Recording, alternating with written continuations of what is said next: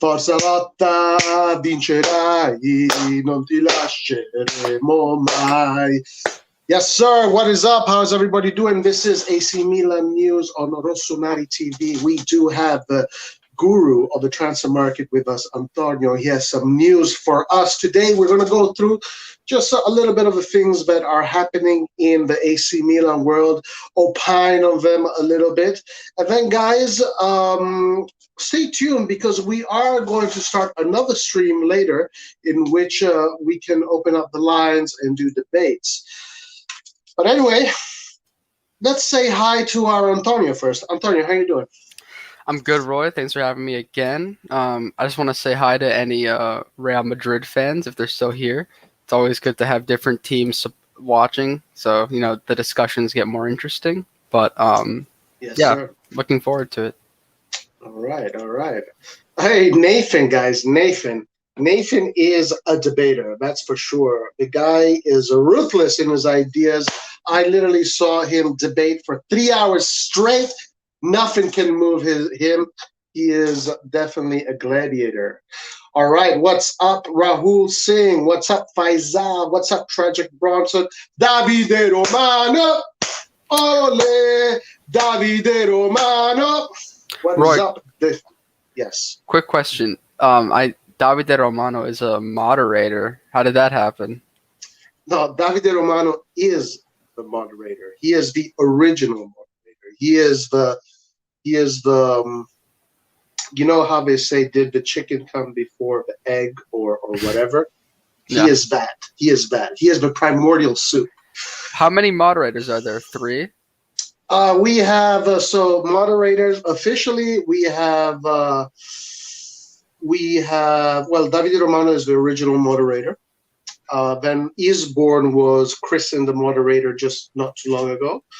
Carlo Moretti was the 3rd moderator. Then, of course, I'm a moderator. Lard is a moderator. Of course, Ari is a moderator. But yeah, so we have a bunch of different moderators. That's awesome.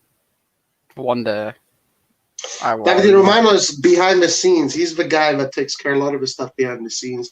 You know, he's one of these he's actually very important for RossonARI TV. Very important for RossonARI TV. Awesome. He's an OG, that's for sure. And, he's been there with Ari since day one. That's awesome. All right, guys, look who we got. We got Yared. What's up, Yared? We got Paul Anthony. Florenzi is an amazing signing. Well, I'm sure we're going to be talking about that. We have Davide Romano, good cover only behind the scenes. Where's Lucas? I was told by Lucas a few streams back that Lukaku won't move to Chelsea. Guess what happened? What's up, Rohit? How you doing, sir? Hello, Bakayoko or Kamara for CDM. Well, all to be seen. Well, guys, I think this was a beautiful introduction. So why don't we just get going, Antonio? What do you have for us? Sounds good. Okay, so we don't have too many different pieces of news today, but what we do have is really interesting. So Okay. I'll just start off with the most important. I'm sure everyone has seen this today because big news sources have confirmed. So obviously it's about Florenzi, the right back who is currently with Roma, and he just was on loan for the season with PSG. He played, I think, around 36 games, 36 appearances for them, so he played a lot, and he was their starting right back for very important games. Basically, it's been confirmed by Di Marzio and Fabrizio Romano, and I don't remember a time when Milan were interested in a player and Fabrizio Romano really would post about it unless it was actually like really serious. And he's earlier today, he posted that they are in advanced stages or final stages in negotiating a loan deal with Roma for him. And the main thing that's stalling that is that Roma want an obligation to buy and that Milan want only an option to buy. But the player has agreed practically to personal terms, nothing official yet, nothing signed. But he's really willing to move. So this is looking like it's going to be done probably tomorrow. So yeah, this is 100% serious. Almost a done deal. Excellent. And as I said, later on we are going to do another stream where maybe we'll see if we are, but we're going to open up the lines and we can see whoever wants to discuss that. So Fabrizio Romano, Di Marzio, and you're saying tomorrow this could be already official, eh? Yeah, because it was in the final stages today, and these are his words that he tweeted, and Fabrizio will never tweet final stages unless like he's serious, because he has like a reputation. So yeah, this is looking like it's going to be done. Well, let me tell you something about Fabrizio Romano. If you want Fabrizio Romano to come on your stream for 1 hour, that's $250. So there you go. Maybe this is going to be serious. Now, personally, for me, this is a great signing. Okay, Florenzi is a great signing. But I do have my opinions about this particular signing and what it means tactically. Because when you have a team with Florenzi and Calabria, why would you have them both, one of them on the bench, right? We're talking about two very, very good players. And usually when you have good players, you don't want to keep one of them, you don't want to keep them on the bench. So this is telling me some things that maybe some of you guys don't want to hear. Some of you guys don't want to hear what this is telling me from a tactical perspective, from a coaching perspective, from a Pioli perspective. But yeah, go ahead. What you got something to say? Yeah. Personally, like I think Calabria and Florenzi are both like responsible enough to coexist, and I think that considering that we have to play so many games this season, Europe, Coppa Italia, and Serie A, I think this is a really good move because we need this depth, and they're both very, very high quality players. I know you're going to start thinking of different formations, but I think that this is still good no matter, like even if we still play the 4-2-3-1. So I'm excited, and I do agree with you about this. By the way, I think it's a great signing. Yes, no, signing is a wonderful signing. The guy is one of the best Italian fullbacks. He had great experience in PSG. He is a very versatile kind of fullback. He's good at attacking. He's good at defending. He's good at midfield. Obviously, when it comes to the attacking side of him, you're not going to see, Ronaldinho spectacular kind of magic. But he is definitely very efficient. His runs, his timings are very good, very precise cross. This guy's a European champion. If he wouldn't have gotten injured, he would have been the starter in this European champion. He started off as the starter for the national team, but then he got injured in the group stages, and then Di Lorenzi just got him. But guys, I'm going to give you some bad news. Not for me, but for some of you guys, it might be some bad news. I think. Well, we can talk about that maybe in the next stream if you want to get interesting. I want to bring up the subject now on this stream. Okay. Well, and then let's see. If you want to go. Okay, should we just do it now? Should we just go for it? All right, guys. Okay, so let's rewind the tape and let's go back. So we have to think back to the days of the snake, Çalhanoğlu, when Çalhanoğlu was an AC Milan player and how Çalhanoğlu was used, okay? How Çalhanoğlu was used. Remember, Çalhanoğlu in Milan's game was used as a balancing act, correct? Can we agree on that? He was this attacking midfielder that was used as an 8, but the reason why he played attacking midfielder under Pioli is because he would come back and cover, and he was helping the defensive side, right? That is true. That is how Pioli did use it. And then, of course, he also exploited the fact that Çalhanoğlu was also a creative midfielder. But Çalhanoğlu is not really an attacking midfielder. Çalhanoğlu is a number 8. He's a mezzala, and he was using him as an attacking midfielder but as an 8. Now, Çalhanoğlu is gone. At that time, when Milan had Çalhanoğlu and Pioli had Çalhanoğlu, and we know that Pioli never wanted to let go of Çalhanoğlu, we do know that because he said it. And he said, I want my creativity to come from the right wing. I want my creativity to come in from the right wing. But he was saying that, thinking that Çalhanoğlu was going to stay at AC Milan. So now what happens? A new scenario has happened. Çalhanoğlu is gone. Brahim Diaz has the number 10. Brahim Diaz does not play the role of a number 8. Brahim Diaz is a pure number 10 or second striker. So now they want to use Brahim Diaz as a starter. That is good news. I think Brahim Diaz is being seen as a player that they want to use as a starter. But guys, we saw in this preseason post Çalhanoğlu how Pioli is playing his tactics, right? It is basically a 4-4-2 or a 4-4-1-1. A line of 4, Theo, and then the rest, right? Then there's that line of 4 in the middle that we've been seeing, right? Which starts with Leao on one side, or I guess Leao, right? Let's put Leao there. Then we have the 2 pivots, Benacer, Kessie, and then we have Salamakers, right? And then we have Brahim Diaz and what's his name? And then the striker, Ibrahimovic or Giroud.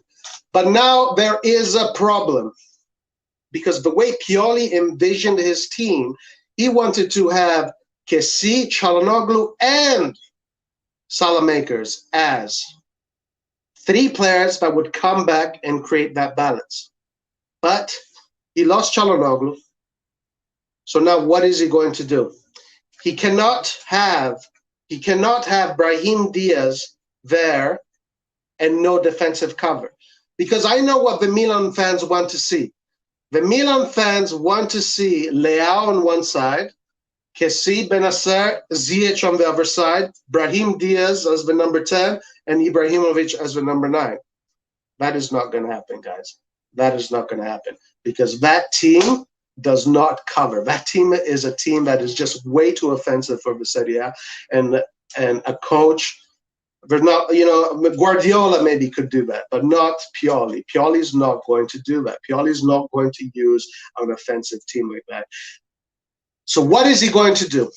He's going to keep Salamakers where he is, and he's going to have Florenzi there. Now, if we play a 4-4-2 with Florenzi on that wing, then the 2 pivots.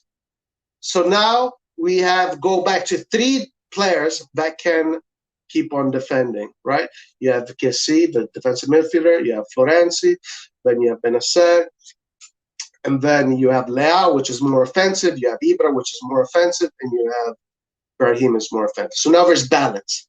3 defenders, 3 attackers. Okay? I know you guys want to see 4 attackers and 2 defenders, but that's not going to happen under Pioli.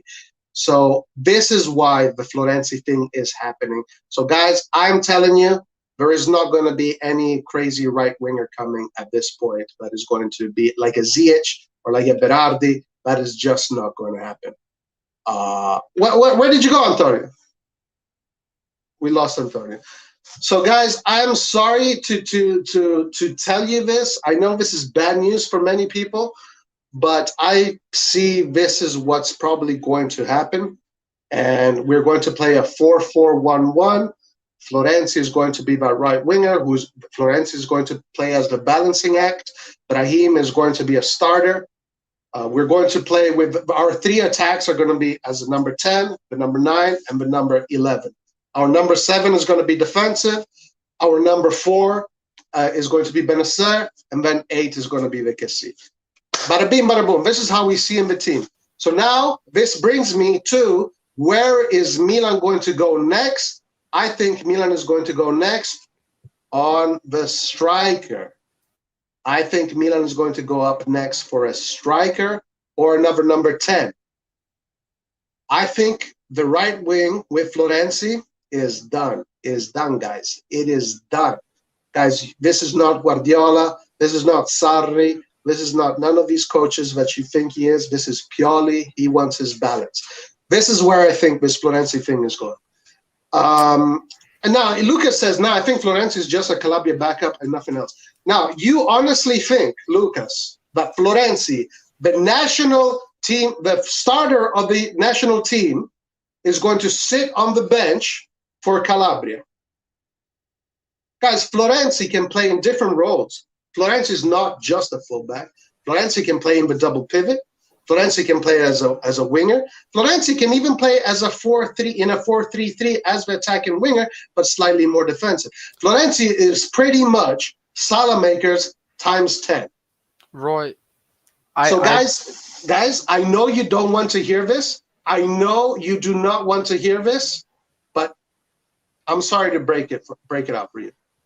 I'm just gonna just be honest. I don't really. There's no confirmation that that's gonna happen whatsoever, and I don't think we can rule out that we're another right wing signing. I think that I agree that maybe if we can't find a good right winger by the end of the Mercato, that might happen.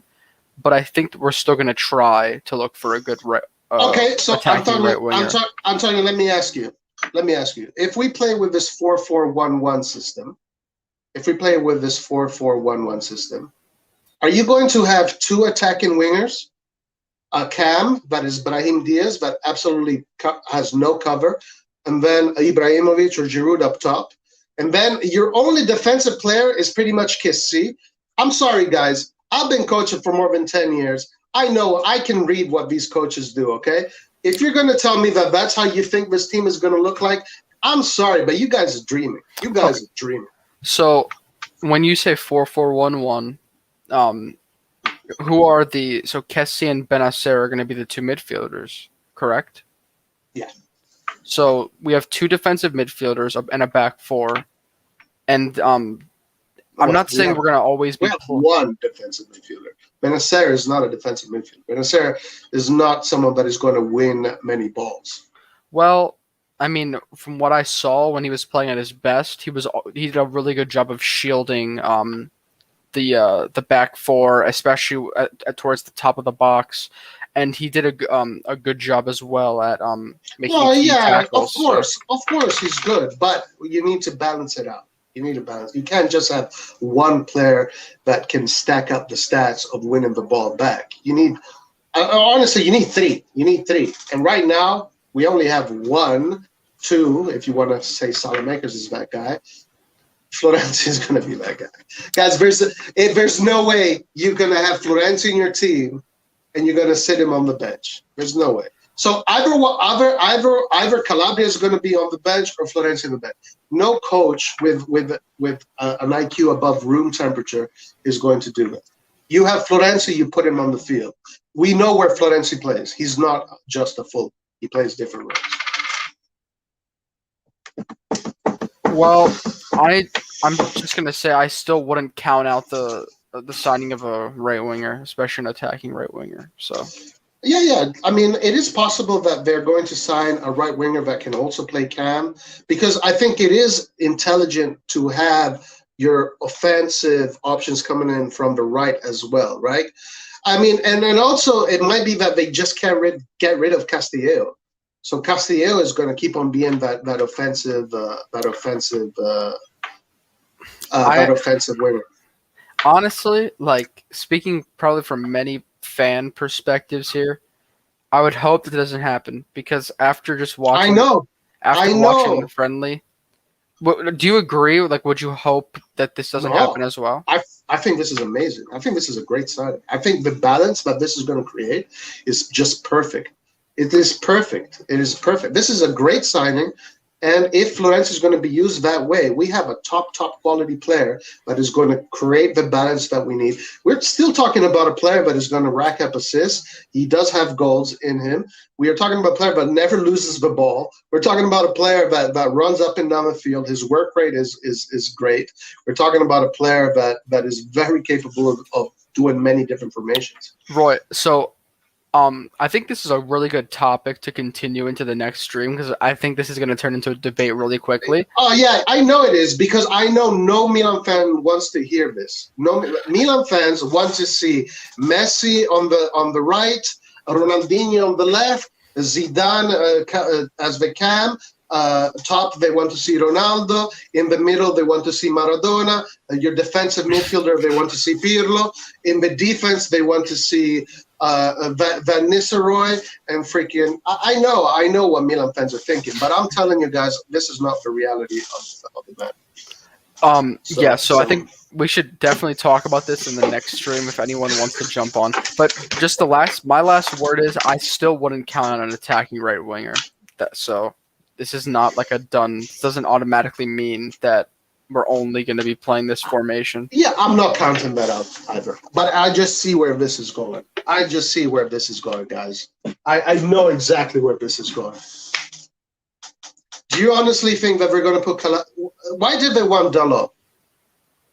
Because he can play both left and right, and he was a backup player. Backup player. You said it. Thank you. You said it. Backup. Yeah. Is Florenzi a backup player?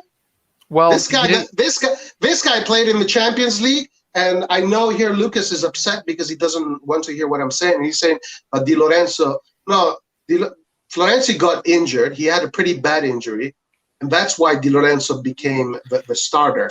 And then it took him, and at that point, Di Lorenzo had found his rhythm. Why would you substitute Di Lorenzo? But if Di Florenzi never got injured in the Euros, Florenzi would have been the Italian national team left back. We're not talking about a backup here, guys. Right. This guy is not coming in to sit on the bench. Forget about it. Listen, there's two things that kind of make me want to disagree with you, and I don't want this to turn into a debate, like I said, but I'm just going to say these two things. Go ahead, say it. First of all, if Florenzi was this good at this high of a level, I think he's good. But if he was at this high of a level as being like one of the best, I'm guessing you think he's one of the best right backs in the world. Is that what you think? No. In Italy, he is the best right back. He is the best right back. The best Italian right back, yeah. The best Italian right. Okay. Well, I don't. According to Mancini. Yeah, I don't disagree with you about that. Honestly, well, I think Calabria, if he was healthy, could give him a run for his money. But I think, you know. But I think that he's maybe not at the level that you necessarily think he is, and the reasons are that number one, Roma are giving him away for not much at all, and also if he was that good, if he had this much quality, then PSG would have easily kept him because there was an option to buy. So yeah, I don't think he's at that like top world class or super high quality. I've never said that, by the way. I never said he's a world class top. Well, player. If that's the case, then I would say that Calabria can easily be the starting right back over him right now if he's not at like a super high level, because Calabria is at a really high level right now and he's performing well. So I think Florenzi's personality can make it an option for him to be a bench player, but at the same time, we need to see rotation in the squad. So I think we'll see that. All right, guys. I just want to say something, guys. If this Florenzi thing comes to fruition, right? And then in a month, when we're going to see that right wing, a 4-4-2, because that's every game Milan has played from day one has been a 4-4-2. They say 4-2-3-1 on the thing, but when we look at it, it's a 4-4-2. I just want to tell you guys, I want you to remember this day. I want you to look at the time, at the date, wherever you are around the world. Remember this day, what Roy said, and how you guys are all being salty and pissed off in the thing. And then come back to me. All right, go ahead. My bad. Go ahead. Okay, I really want to talk about this later on, but we should move on to the next topic, I guess, at this point. All right, let's move on to the next topic. Okay, so the next topic is about a French a player in League One who plays for Bordeaux, and L'Equipe reported earlier today that this player named Yacine Adli is Milan are interested in him, and apparently they've some reports say that Milan have already made a 10 million bid for him, and the bid. Wow. Yeah, and the funny part is that the bid wasn't even accepted by Bordeaux because, of course, they want more money. And this is just, and to be honest, like usually I'll make fun of Milan for lowballing, but this is in this situation, like Bordeaux are asking for way too much, in my opinion. This player is like an attacking midfielder, but he can also kind of play other central midfield roles. But his stats aren't amazing. 2 goals and 5 assists last year. He's 21, so he's still relatively young. And he looks okay from what I've seen, but definitely not more than 10 million. So all right. So now, is this another Vicha Varaskelia kind of thing, which ends up being a complete BS?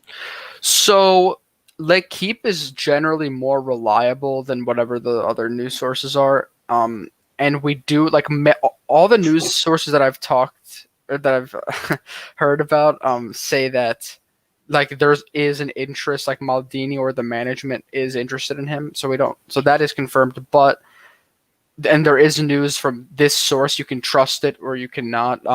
Let's say that Adli is that a bid was made. So there's nothing advanced whatsoever because apparently the bid was rejected either way. So there's no confirmation about if we're gonna get this player. So yeah, just take it with a grain of salt and be very cautious. I don't even know who he is, so I'm not even tripping about it.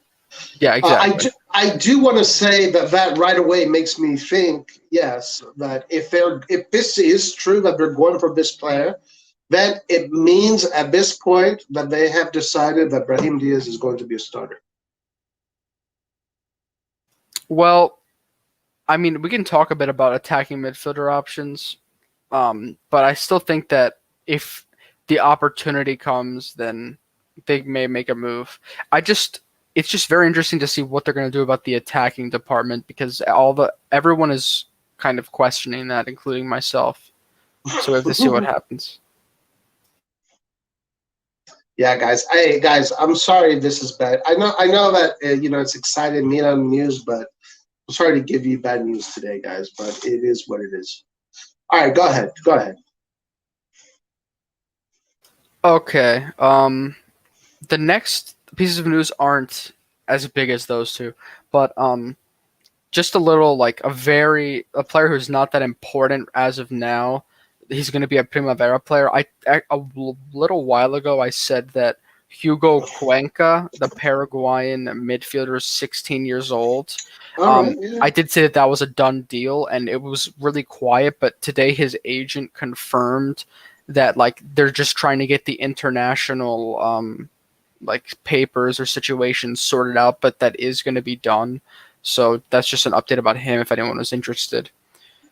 Good. That's for the Primavera. The Primavera is playing the Youth Champions League, so we need big players for that team, and I can't wait to follow them. I'm honestly very looking forward to follow that squad and see how they do because that's going to tell us what the future is going to look like. Yep. And then some interesting comments. Honestly, after what we saw today, with just Florenzi just appearing out of nowhere and it being advanced, it's pretty obvious that Milan are just looking at anything can happen in August, especially. Well, so. The Florenzi link is not new. I've been the Gazzetta dello Sport had brought it up a few weeks ago. That's true, but at the same time, like nothing advanced whatsoever. Like in today, it just goes to final stages, just because Milan decided to make a move. Yeah, and guys, like this is another thing that I'm saying. It's not even that maybe this is what they think that's going to happen, but when you get a player like Florenzi that is training and they see how he plays, you're just not going to be able to put him on the bench. It's stupid to put him on the bench. Again, we can debate that later. But yeah, just to answer some people in the chat, just because I feel like everyone is assuming that we're going to get... Let's finish the news, then let's go to the chat, and then we'll... Okay. The next piece of news is about Sissoko, which is a French like physical midfielder who's in his 30s now. He's a very experienced national team player, plays for Tottenham, and Carlo Pellegatti did say that Milan are interested in him, and I would not mind that. I would not mind getting him because I think he's pretty good. But there are some rumors that aren't verified yet, and even in England, that there is a bit of interest in him. So that could be another midfield option. Yeah, I've heard the Sissoko link. Yes, I mean we. So what does this mean for Pobega? Does this mean that do you think Pobega is on his way out for another loan spell? So, honestly, I think that would be best for him. I did see some news saying that that's now looking more likely, like he's going to be loaned out. So I think that's very possible. But at the same time, we need to secure midfielders, and actually, I think that's a priority that in this next week or two, we're going to see a lot more focus on is like a defensive midfielder. So, yeah. So apparently, according to Lucas, Sissoko sucks. Maybe, I mean, he's older, but in the past, he is not terrible. He's not terrible. I can assure you that. All right. Yeah. Yeah. I mean, we need more midfielders. We need defensive midfielder, especially if we decide to play with 4 attacking footballers. You have to really put in your head that if they are deciding to have Brahim Diaz as one of the starters of this team, you really need to balance out the defensive aspect of our game. So a player like Sissoko, I'm assuming, is a big defensive midfielder. So yeah, it makes sense to me. Yeah. I don't know. I think once again, the balance. I feel like I really just can't wait to debate a bit about that because I don't know. Personally, I just would like a more attacking player on the right wing. Of course, everybody would. Everybody would. Yeah, but I mean, we'll debate about that later. But anyways, okay. The next piece of news is about Vlasic, and not many updates on him. Basically, the club did say that they solved his problem with the team. I don't know what exactly that's supposed to mean, but they made a statement saying that I guess now he will be playing, and he's like, they fixed his whatever issue with the transfer, like his potential transfer away from the team. So that's just kind of a blow as of now for Milan's transfer news or transfer interest. But still, if Milan want to give him a better offer, it's still likely that he's going to leave. But we don't. There's no signs that Milan are going to pay that much for him. So yep, it's just a little update on him. Okay. And then just the next news is about 2 last-minute players. And they're saying that Ilicic and Bakayoko could be like later opportunities if they can't find anybody. I see. That's what I see happening. That's honestly, guys, that's what I see. I see, thinking about Pioli and his conservative nature, and Milan's financial position that I'm seeing right now. Florenzi, Bakayoko, or whatever his name is, and Ilicic, and that will allow Pioli to develop his system in a very balanced way, offensive way when he needs. That sounds like a very balanced team if he does that. Yeah, that's where I see this going. Yep. And that is basically it for today. But there is just a reminder that the last friendly will be this Saturday against Panathinaikos. And yeah, we're looking like we're building up towards that. And then I guess I just remembered that some sources are saying that they're going to try to have Florenzi done by Wednesday, so that the team was going to start resuming training on Wednesday. Because right now they're off Monday and Tuesday. Because of they just had a friendly, so Pioli gave them off. So that's what they're saying that they want him to resume to start training soon. So we'll see what happens. Yeah. Okay, Antonio, thank you so much, man. This is great stuff as always, Antonio. Thank you for your hard work. I love it. Thank you for giving us all the information that we need to know about AC Milan. everybody can opine on the various different players and how they're going to be used. So let's look at the chat for a little bit, and then let's see what our friends in chat world are saying. Let's see. I have a feeling we'll get a big signing by the end of the mercato. Now, I think possibly. But I wouldn't hold my breath on it at this point. I wouldn't hold my breath on it. Tragic Bronson, give me a name. Give me a name of a big signing. Antonio says, dream mercato Sanchez, James Berardi. Yes, that would be a dream mercato. I can't believe we're banking on unproven fragile Spanish kid to be number 10. It looks like that's what they are doing. It does look like that is what they're doing, and that's why Florenzi to me makes sense. So, yeah, just my opinion. If we don't sign, the chances of us not signing any attacking midfielder or right wing player are extremely low. Like even Ilicic, I know most people are not gonna like just Ilicic, but we're looking like at least him. Like we'll have a player, but by the end of the mercato, if we stay like this, or even if we just get Ilicic, then I don't know. My hopes, my expectations are going to be a bit lower than what I initially had.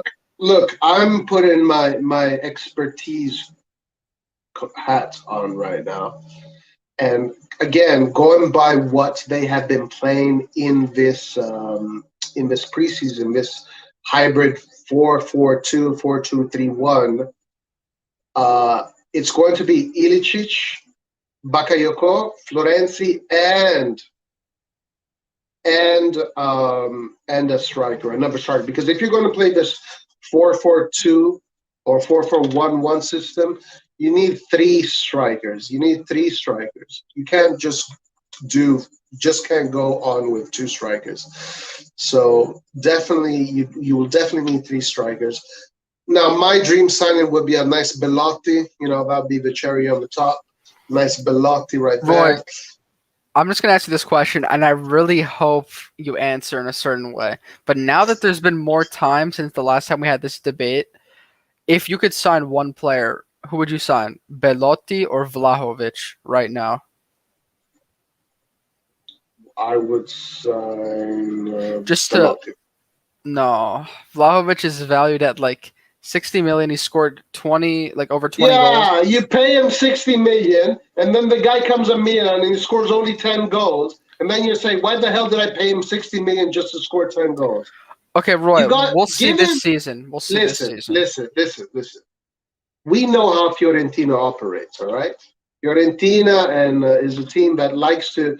They have the one-year breakout star, and all of a sudden that star is the greatest thing that has ever happened in the history of football. Let's give him one more year. He has to confirm himself. Then we can say, yeah, he is worth 60 million. But Paul Anthony, yes, not only Piontek, but others, many others. These players, 60 million. Are you kidding me? Come on. Listen, we are not.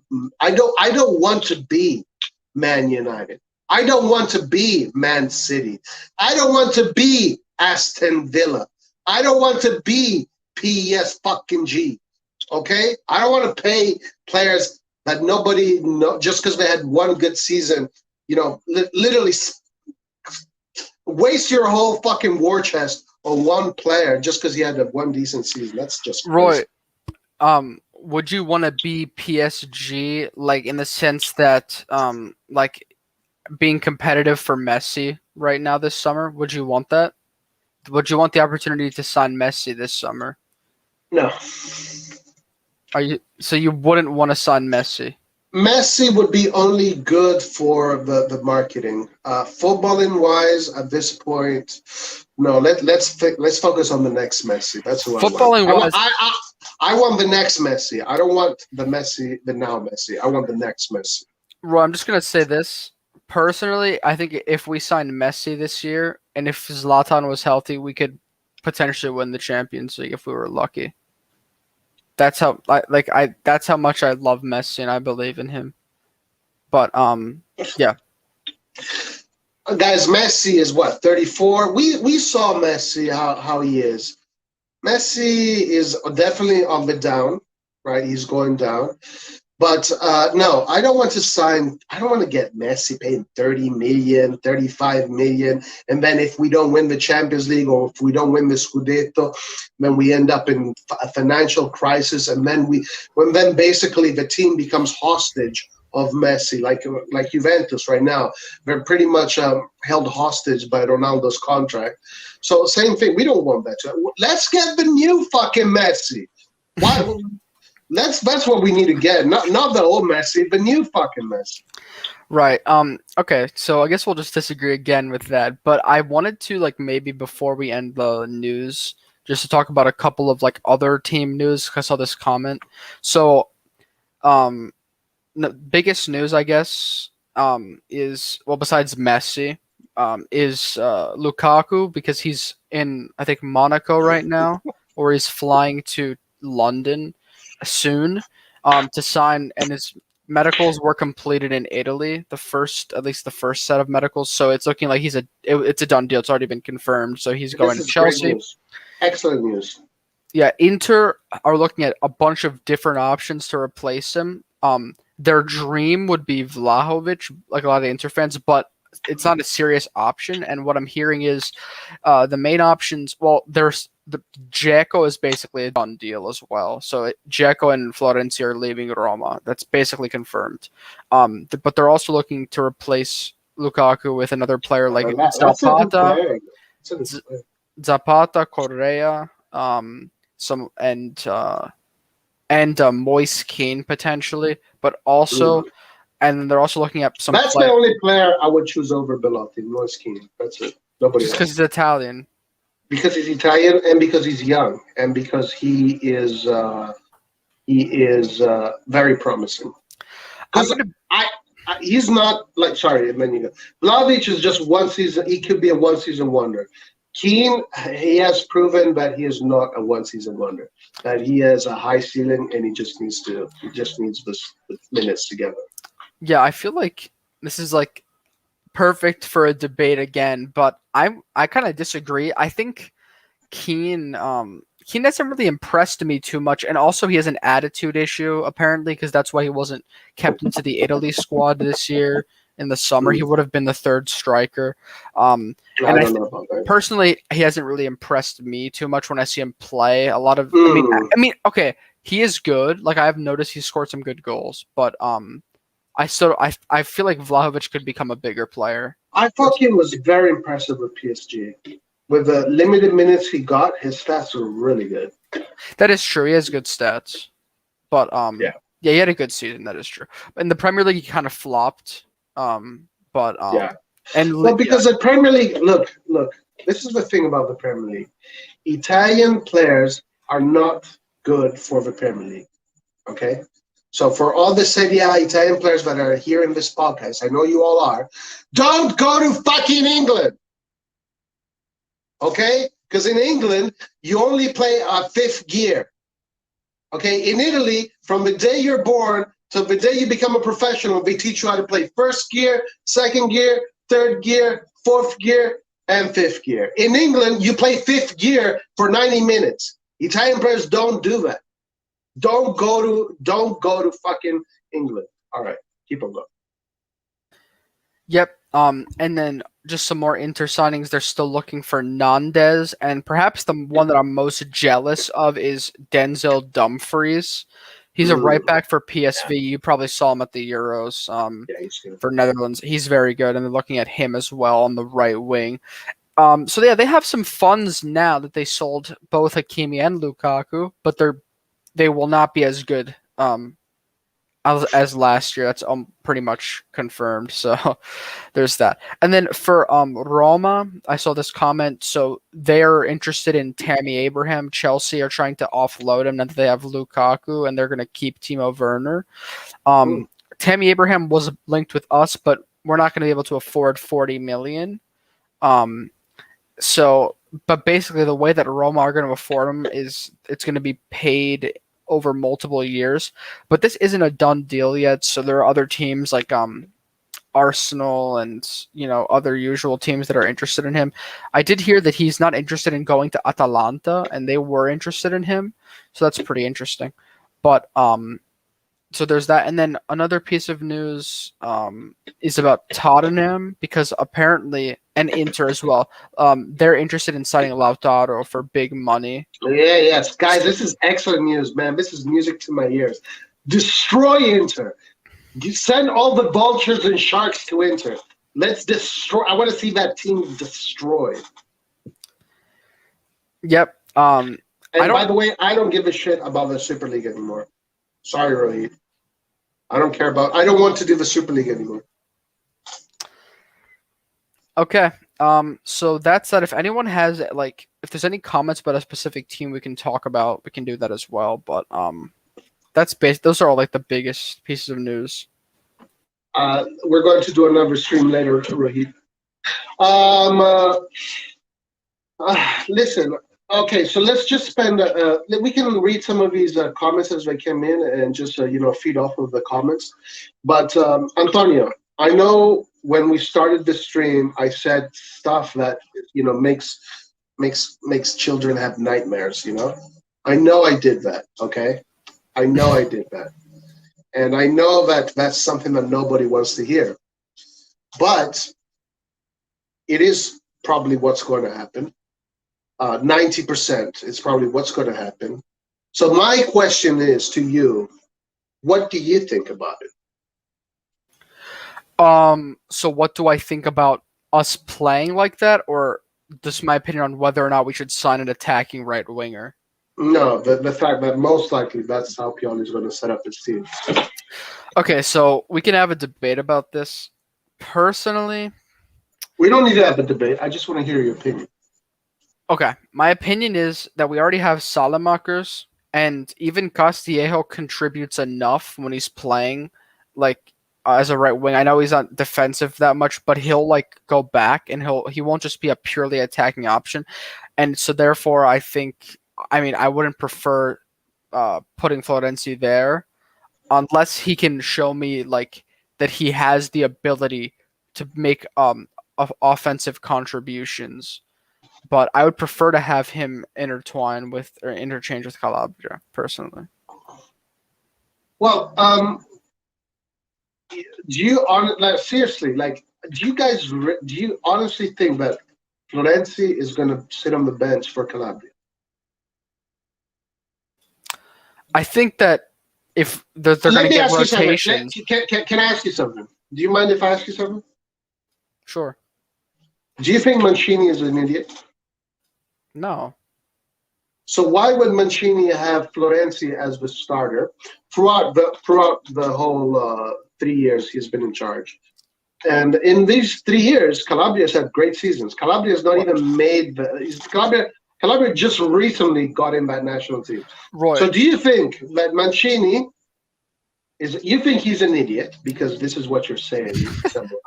You're saying Mancini is the biggest idiot in the world of football, and that's why he didn't choose Calabria over Florenzi.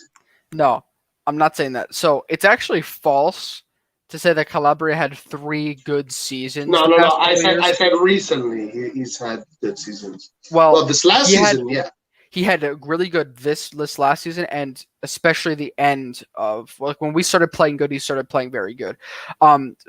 Calabria, in my opinion, Mancini was very interested in him. If he had not had to have surgery over the summer, he would have definitely made the team, and we don't know if he could have started or not. That's because we don't know that. So that's why saying who is better. I'm not going to debate that. I'm not going to debate that. Of course, saying who's better, one or the other, is very difficult right now because of the fact that Florenzi has played with PSG, who only go after really good players, and he's been the first choice right back. But Calabria has been injured, and Calabria has been great with us.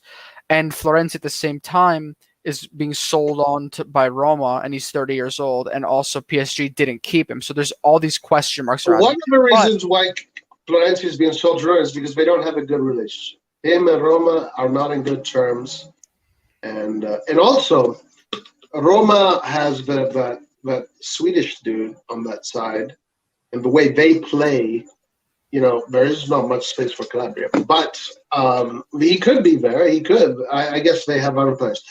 I mean, for Florenzi. Anyway, go ahead. Yeah. So I was just so. I'm looking at some comments. I'm gonna have to say, of course, I think right now Calabria is better. Also, I didn't follow everything. Yeah, that's pretty good. It's a good idea. But I think so personally, when I saw this news, I was thinking, I think Florenzi, at least to start off the season, wouldn't mind being benched for Calabria. I think that's a possibility. No. This is where you're not understanding where a lot of you in the chat are not understanding what I'm saying. We all know that Florenzi has no problem sitting on that bench. Florenzi is a professional.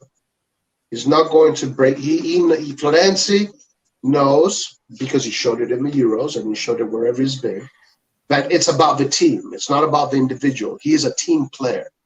He's not going to. That's not going to. The thing is that when you have a player like Florenzi, having him on the bench is stupid. That's the problem. And Pioli's going to see this, and that's what he's going to do. He's going to have Calabria and Florenzi on that same wing. Guys, that's an impenetrable wing. Impenetrable. So I agree with you that this can actually, it's good in the sense that he's so versatile and he can provide a tactical solutions. And look, I'm not saying it's not going to work, but my main point is, my main opinion is, if we only sign him on the right wing, it would just be a disservice to the team, because I think we need another option. We still need another right wing option. Yes, and I think that other right wing option. Now, of course, at this point we're just speculating. That other right wing option will most likely be Ilicic when we need him, and Ilicic can also play in the middle. But I don't think or maybe Ziyech could be that player. Maybe. Let's see. I don't know if Ziyech is a possibility at this point. Maybe he could be a possibility. But from what I'm seeing, Ziyech is doing really well with Chelsea. They like what they're seeing in this preseason. And this Florenzi news, to me, tells me that they made a decision. All right? It's not just, hey, look, Florenzi's available. Yeah, let's get him. No, to me, that's a very, very precise tactical decision that you're making. And it sends a very clear message to me on what is about to happen, which is going to piss off so many people. I can't wait. Anyway, keep on going, buddy. Yeah. I mean, I guess that's what I just had to say about him, and I still think he's a great signing. I'm just going to reiterate that he can play multiple positions. We've needed a backup right back no matter what. We needed 2 right backs. So, and I'm guessing that Kalulu is maybe loaned out if this goes through. We don't know, or if we might keep him. I don't know. We have to see the number of spots. I have to look and for European competitions and for the league. So I have to see how many players. But yeah, that could be a possibility. And yeah, I don't mind us testing him out as a wing, as a right winger. But I'm just gonna say it again. We need another option because our attack needs. Have some forward players that can contribute. Right, and it could possibly happen, guys. And remember, Florenzi can also play in the double pivot. Florenzi can also play in the double pivot as a box-to-box midfielder. So we have this is a thing. Is for a lot of you guys maybe are not excited by this signing. This is a freaking phenomenal signing. Not because he's a Ronaldinho and he will do step-overs and he'll fucking pull rabbits out of his ass. Not because of that, but because, 1, he's a super professional. 2, he's a great football player. He's versatile. He's a team player. This is a very good signing for us. And so what? He didn't work out at PSG. At PSG, they're looking for different kind of players. At Roma, he's had problems with Roma for a while now.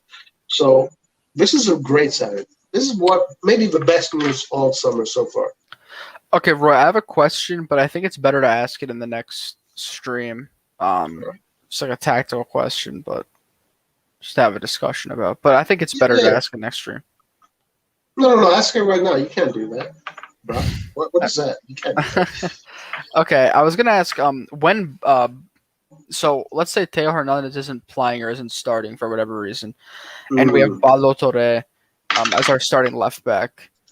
Do you still see Pioli trying to play like a lopsided but balanced formation, or do you think that we need to have Balotelli is a line fullback. right?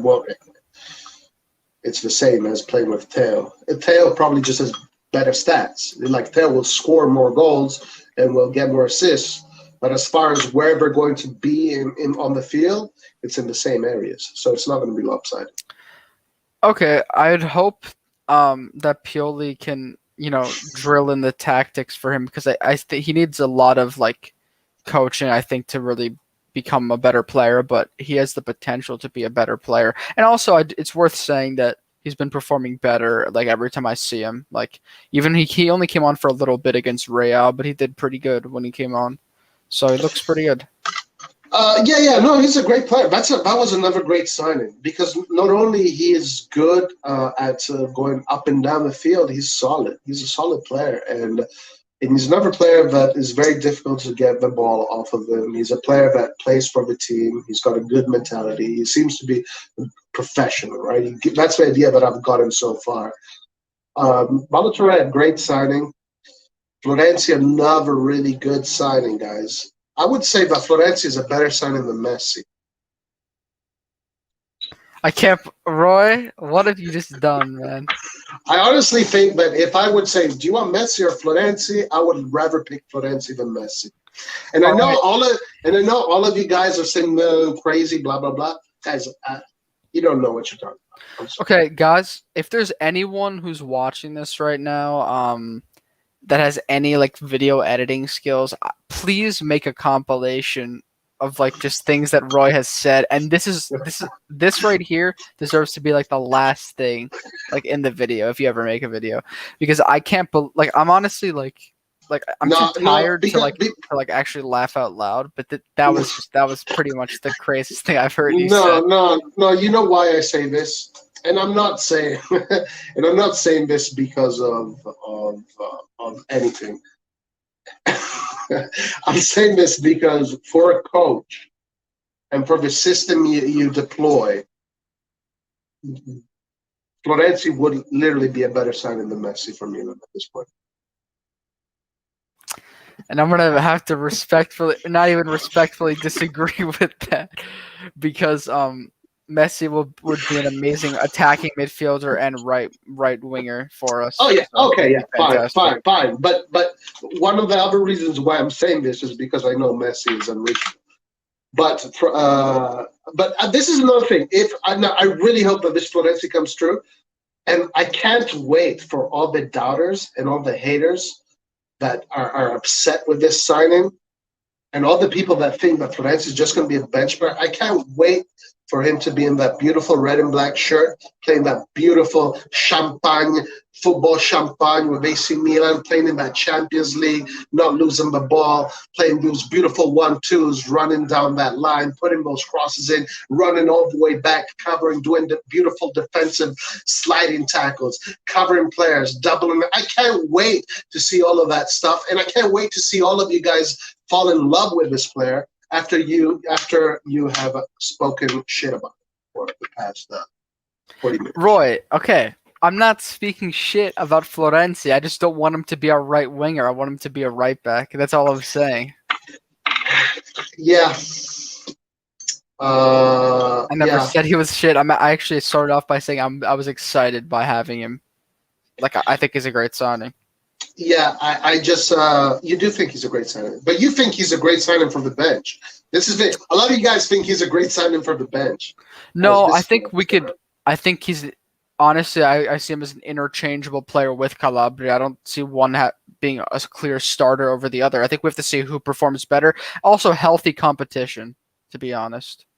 But Florenzi is not just a fullback. He's not just a fullback. Do you honestly think that they're going to get Florenzi for him just to be a fullback? I'm telling you. No. And like I said, I agree that he can offer different tactical solutions, but I would like him to be prioritize to be mainly a right back, and only in certain circumstances. Mainly a right back, you're saying, huh? You're saying mainly a right back. So where does this put Calabria? So we're just going to get rid of Calabria? No. But Calabria, like I said, we play many games in the Champions League and in Serie A, and I think they can transition.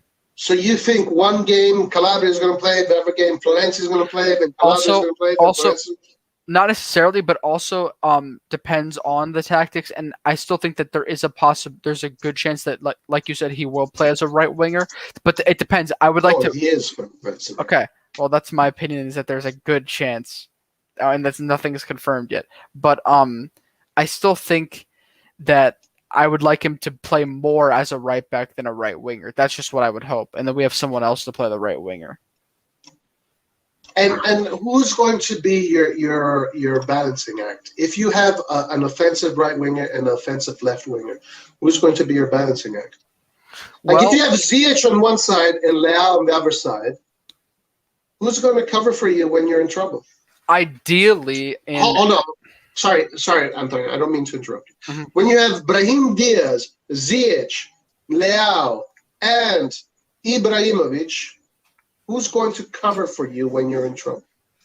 So ideally, I would have Theo not always join in every single play, or I would have Benacer or a left defensive midfielder that can kind of cover that area. Come on, be serious, bro. Well, I'm just saying I would prefer to have guys. Listen. Football is not FIFA. Football is not FIFA. You're making the mistake thinking that football is FIFA. All right. I want to show you the diagram, and I want you to answer this question one more time, Mr. Antonio. Okay.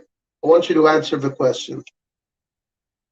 Hold on, let me get rid of this comment, which I did want to answer, but I want you to answer this question, Mr. Antonio.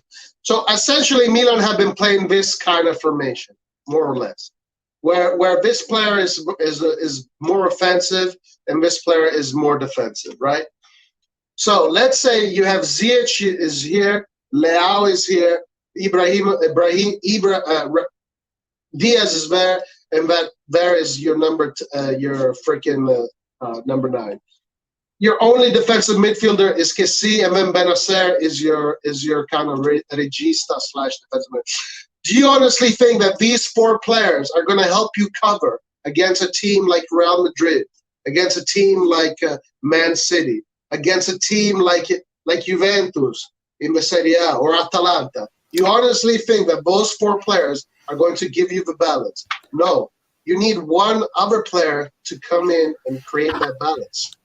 Well, I mean, it depends on how many players they're going to be countering with, but I think that if we have both of our holding midfielders and our back 4 in place, I think that should be able to stop a good amount of counterattacks. The only problem is I admit that if Theo also goes up, that's a problem. Like I'll admit that's a problem. Okay. So here, look.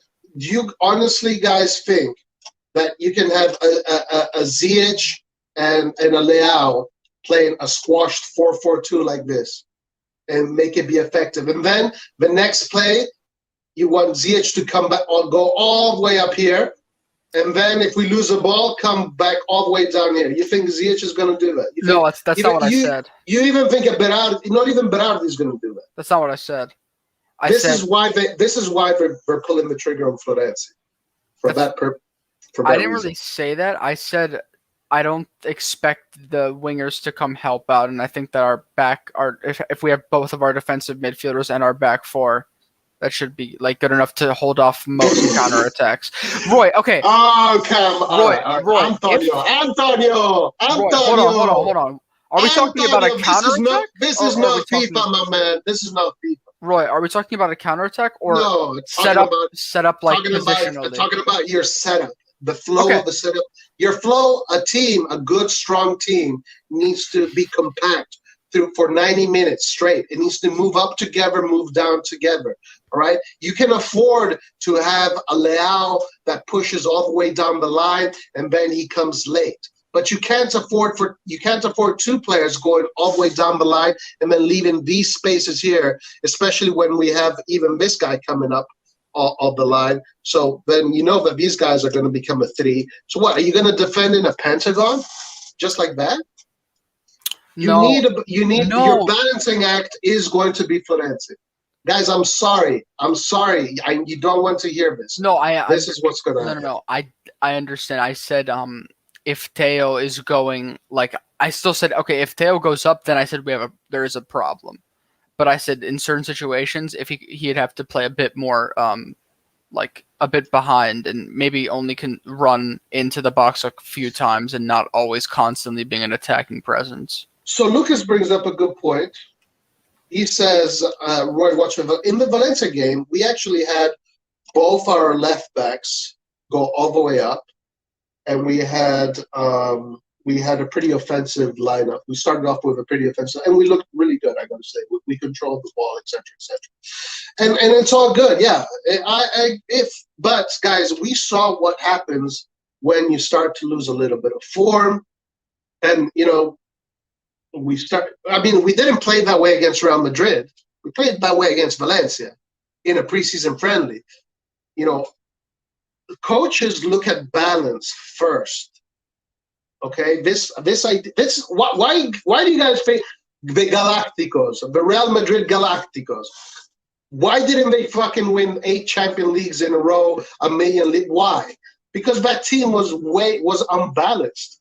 That team was just a show. It was just a circus. The Real Madrid Galacticos, it was just a circus.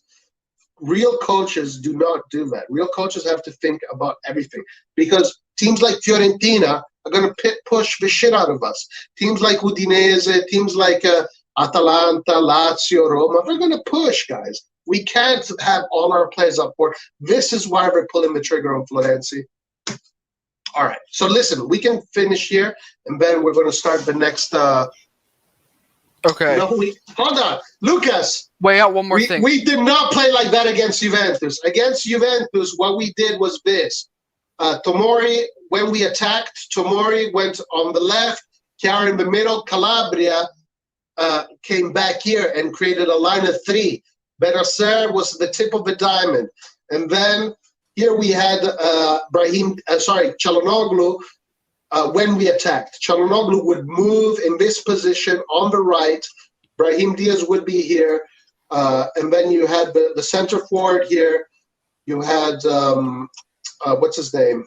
You had Theo Hernandez act as a winger. You had Leao or whoever, a right winger, play in between the fullback and the striker. And then you had Salamakers here, which was coming down and helping. This is what we look like against Juventus, my man. Right. Don't give me that, guys. Come on. Don't give me that. So, yes. Okay, let's say we're starting off in a 4-2-3-1. So if you look at Bayern Munich's Champions League winning team, right? They played a 4-2-3-1. They kind of had a similar sort of like positional players as us. So left back Alphonso Davies he does track back, but Theo will also track back as well. But more let's say offensive. Alphonso Davies and whoever it was, I can't remember who it was. Right back is Kimmich. So that was the back four, but center backs didn't really matter. Right back was Kimmich, okay. So, and then if you look at the wingers, left wing Kingsley Coman, right wing Serge Gnabry. Both of these players are forward players. Kingsley Coman was on the right. Left. He was on the left. Okay. And Gnabry was on the right. And you had Gnabry on the right. Mm-hmm. Okay. And who was in the middle? So the two defensive midfielders, so you had Thiago Alcantara and you had Leon Goretzka. Okay. Yeah. This is in the final. Who was your attacking midfielder? Thomas Müller. Okay. Yeah. That's a very forward-minded. No, that's a very balanced team, because Thomas Müller is a guy that you will see him play will play box to box if you ask him to. Gnabry is your typical German player that can play anywhere you ask him to play. If the German players, guys, remember, are very similar to the Italian players, maybe a step ahead when it comes to playing for the team, when it comes to sacrificing yourself for the team. Gnabry is your perfect German player that will sacrifice himself. He will come back all the way down. There's no problem. That's a balanced team. That's a very good balance. Roy, so now I'm kind of starting to feel like you think that Diaz is only going to be a forward player. Yeah, I saw Diaz come back into the middle of the park a couple times, a good amount of times against Real and against other teams. But Diaz is still very light. That's true that he's light, but at the same time, he can still contribute to, and he's quick. He can get back in certain situations to help out into the middle. I think Mueller is a predominantly forward player. No, I don't disagree with you. Mueller is a predominantly forward player, but Mueller is also physically, he's not a chump. He's not a youngster. Mueller is a big guy. Diaz is a light guy. We saw how Diaz gets pushed up. Diaz will be used for his offensive skills. And then he'll come and cover the spaces, kind of like how Insigne, right? Insigne is not there to win the ball, right? In the defensive posture. Insigne is there to keep the shape, make sure all the angles are closed, make sure the channels are closed, and then when the press gets close, he might win a ball or two. So that's how Diaz is going to be envisioned, used in this tactical system. He's not going to be a player that Pioli is looking for a high rate of winning the ball back from other players. He's going to be there to cover the spaces and close the channels. That's what Diaz is going to be used. This is why Florenzi. So basically, Diaz is going to be our star player, pretty much. So that's good news, guys. That is going to be good news. Well, I feel like it's time to switch over to the debate stream because this is getting. It's a good topic. All right, okay. Well, listen, guys. You guys can debate all you want. You can say whatever you want, but you're all wrong and I'm right. That's the beauty of all of this. So I can't wait for this season to start with the beautiful Florenzi. Florenzi, guys. We got Florenzi. Guys, this is great news. This is great news, guys. We got Florenzi. So I'm very happy about this. I couldn't be happier. Best signing that we could have had all summer. Screw Messi. Roy. Screw Pogba. Neymar. We don't need these players. We have Florenzi. Well, that's another clip-worthy moment. But Roy, just a quick question. Would you do you like Bernardeschi, and would he be a good right winger for us? Okay, now this is the problem. I would Bernardeschi. Yes. Oh, sorry. I thought you meant Berardi. Yeah, Bernardeschi would actually be a great right winger for us because Bernardeschi can do more or less what Florenzi does, but he can. But where Florenzi is a little bit more defensive, Bernardeschi is a little bit more offensive. Bernardeschi is a workhorse, and he will run up and down the field for you. So who would you rather sign, Bernardeschi or Hakim Ziyech? Well, guys, this is the thing, like you ask me these questions. The problem is that I'm not thinking of it as in what I would do. You see, this is the thing. Like when I look at this, I'm not thinking about what I would do. What I would do would be completely different from what Pioli does, to be honest. I'm looking at what Pioli does, and I'm trying to analyze. Well, I'm not trying. I am just analyzing based on what Pioli does and what his style is. This is not what I would do. My idea of football is different. I wouldn't be playing a 4-2-3-1, for example. I play a different system. So this is not about me. I'm a fucking spectator like all of you guys. We don't choose anything. All we can do is look at what Pioli does because he's the one that makes the decisions, and then kind of understand based on his style what he's going to do and predict what he's going to do. It's got nothing to do with me or you or anybody else. All right. Well, I mean, I think I don't really like Bernardeschi personally, but we can talk about that in the next stream. All right, guys. Listen, thank you for joining AC Milan News. We are going to do a news stream later on. And we're going to open up the lines and have all of you come in and debate each other. I want to see blood. I want to see knockouts. I want to see uppercuts, elbows. I want to see people getting kneed. I want to see a lot of the crazy stuff.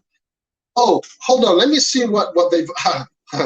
I want to see what before we close this stream, guys.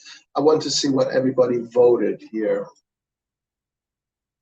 And guys, please, let's bring those likes up. Let's bring those likes.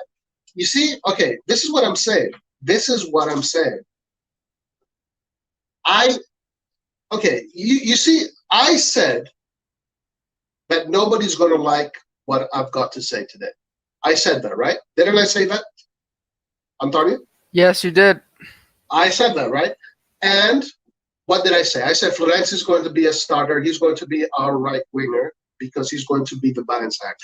Our superstars that we didn't have last year are going to be Brahim Diaz, Leao, Ibrahimovic, and whoever. Those are going to be our superstars. Kessie and whatnot. And as a matter of fact, sorry, Antonio, and then I put a poll here. I said, will Florenzi be a starter? Guys, look at what everybody voted for.